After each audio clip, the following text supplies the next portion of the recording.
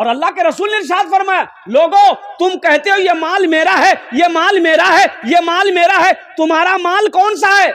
सुनो, तुम्हारा माल 3 तरह का है। कै तरह का है? तुम्हारा अपना 3 है। तुम्हारा अपना माल 3 तरह का है। नौजवानों सुनो, ये आमीना के लाल जनाबे मोहम्मद रसूलुल्लाह सल्लल्लाहु अलैहि वसल्लम का इरशाद सुनो, फरमान सुनो। अल्लाह के रसूल फरमाते हैं तुम्हारा माल 3 तरह का है। एक वो जो तुम खा के खत्म कर दिए, दूसरा वो पहन के पुराना कर दिए, कपड़ा पहन के पुराना कर दिए, क्या हुए? 2 हुए। तीसरा वो जो सदका करके आगे भेज दिए, ये तुम्हारा है।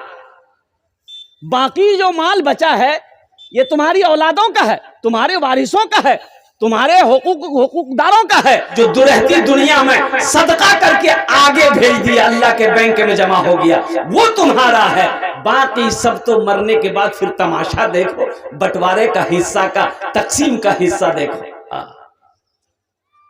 बाप मर गया, 2 बेटा, मेरे रिश्तेदार आए, तजीज़ो तकफीन का काम हो गया। अब बड़े भाई ने छोटे भाई से कहा कि भाई अब्बा मर गए हैं, जमीन का बंटवारा करो, दुकान का बंटवारा करो, गाय है गाय का बंटवारा करो। तो छोटे भाई ने कहा भाई कुछ दिन और रुक जा, अभी तो अब्बा मरे हैं। बोला नहीं, हम नहीं रुकेंगे।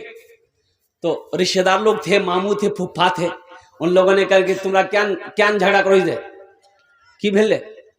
बोले मामू ती हिस्सा करे दे। बोले ठीक है बोट, आज के करबो या 10 दिन बाद करबो, करना तो चाहिए छे, ठीक छे मी करो दही, हिस्सा बखरा करो दही। तो मामा बोला कि 4 बीघा तोर बाप जमीन छोड़े मरिया हो, की करबो? तो छोटे भाई से पूछा कि की करबो रे? तो छोटा भाई बोला कि भाया जानबे। तो भाया बोला ठीक छे मी 4 बीघा जमीन रखेलू। हाँ। तब मामा बोला कि पौवा खाली में तोर 12 हेक्टेयर दुकान छिलकू, की करबो? तो छोटका पूछा, छोटका बोला कि भाया जानबे। तो भाया बोला कि ठीक है दुकान में रख लूं।